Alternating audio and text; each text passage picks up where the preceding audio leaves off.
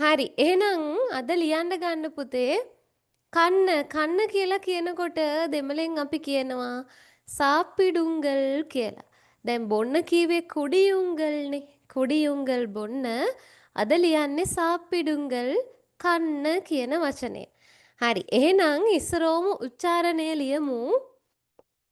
පැහැදිලිව ලස්සනට ලියන්න අකුරු ලොකුවට ලියන්න මේ ඕන තරම් ඉඩ තියෙනවා. ටියුට් එකෙත් පැහැදිලිව ඔයාට අකුරු ලොකුවට ලියා ගන්න පුළුවන්.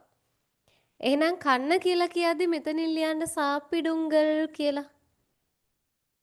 ඉස්සරවම බලාගෙන ඉන්න නැත්තම් පැටලෙන්න පුළුවන්. සාප්පිඩුංගල්.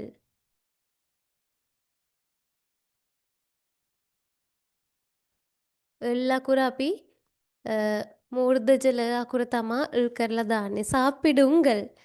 දෙමළෙන් ලියනවා නම් මෙහෙමයි. සායන්න හල් පයන්න පියන්න ඩු ං ගල් ගයන්න හල් අයන්න සාප්පිඩුංගල් කන්න අපිට මේ වචනේ චූටි චූටි වාක්‍ය ගොඩකට යොදන්න පුළුවන්. දැන් සාප්පිඩුංගල් කන්න. එහෙනම් කන දේවල් කෑම වර්ග වලට පස්සේ අපිට සාප්පිඩුංගල් කියන්න පුළුවන්. කෑම ಜಾති වල නමක් කියලා මොන හරි නමක් කෑම ಜಾතියක ඊට පස්සේ සාප්පිඩුංගල් කියන්න පුළුවන් නේද? උදාහරණ විදියට ගන්නවා නම් දැන් කන්න කියලානේ තියෙන බත් කන්න, ආප්ප කන්න, ඉන්දියාප්ප කන්න, පිට්ටු කන්න කිය කෑම වර්ග ගොඩකට පාවිච්චි කරන්න පුළුවන්. අපි උදාහරණ වාක්‍ය විදියට අහමු එහෙම අර ප්‍රශ්න අහන වෙලාවේදී දැන් ඔය ඔහොම ලියාගෙන යන්න. මෙතන අපිට සාප්පිඩුංගල් කියන වචනේම තමයි ලියන්න තියෙන්නේ පුතේ. මේ සාප්පිඩුංගල් කියන වචනේම ලියාගෙන යන්න ඕනේ. මං ටිකක් ලියන්නම් ඉතින්.